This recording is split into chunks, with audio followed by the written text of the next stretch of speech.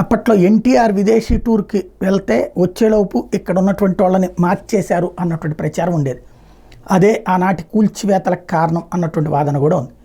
అట్లాగే ఒక మనిషి విదేశాలకు వెళ్ళినప్పుడు ఇక్కడ ప్రభుత్వాలు మార్చే కుట్రలు అనేకం జరిగినాయి. అయితే ఇప్పుడు ప్రభుత్వం ఉంది, తెలుగుదేశం అధికారంలో, కాబట్టి అక్కడే ప్రాబ్లం లేదు. నెక్స్ట్ ఏంటంటే జగన్ పార్టీని మాత్రం దెబ్బతీయడానికి జగన్ లండన్ టూర్కి దాదాపు 20 రోజుల పాటు వెళ్ళబోతున్నారు. కాబట్టి తన కుమార్తె పుట్టినరోజు సందర్భంగా ఈలోపుగా ఇక్కడ కొట్టేయడానికి ఏర్పాట్లు జరుగుతున్నాయా? ఎందుకంటే ఇవాళ ఈనాడు కార్టూన్ అనుకుంటా, దాంట్లో చూసి మీరు వచ్చేటప్పటికి ఇక్కడ ఎవరు మిగిలారో చెప్తుంటాలేండి నేను అనేటటువంటి పాయింట్ రాసుకొచ్చారంటే, అంటే సంథింగ్ ఇంకా ఇప్పటికే 2 ఎంపీలు వెళ్ళారు, రాజ్యసభ సభ్యులు, ఇంకొక ఆయన రెడీలో ఉన్నారు, మిగతా వాళ్ళలో ఒక 7 వెళ్ళమన్నారు, ఇంకొక మనిషిది తేలాల్సి ఉంది, అది ఒక ఎత్తు.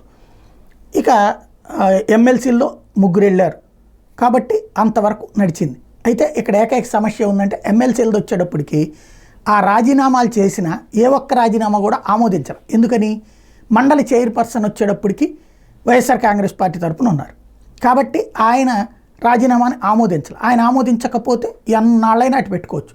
నాదెళ్ల మనోహర్ ముఖ్యమంత్రిగా ఉన్నటువంటి సందర్భంలో దాదాపుగా నాదెళ్ల మనోహర్ స్పీకర్గా ఉన్నటువంటి సందర్భంలో అనేక మంది రాజీనామాలు చేశారు, దాదాపుగా 100 మందికి పైగా ఎమ్మెల్యేలు. ఆ రాజీనామాని చిట్ట చివరి సెషన్లో ఆమోదించినవి, తిరస్కరించినవి చేసేసి ఆయన దిగిపోయారు. అట్లా చేయొచ్చు. కాబట్టి ఆయన లాయల్గా ఉన్నంత వరకు చైర్పర్సన్ ఇవి జరగదు. ఎలాగోలా చెయ్యాలి అన్నటువంటి ప్రయత్నం అయితే చూస్తున్నారు.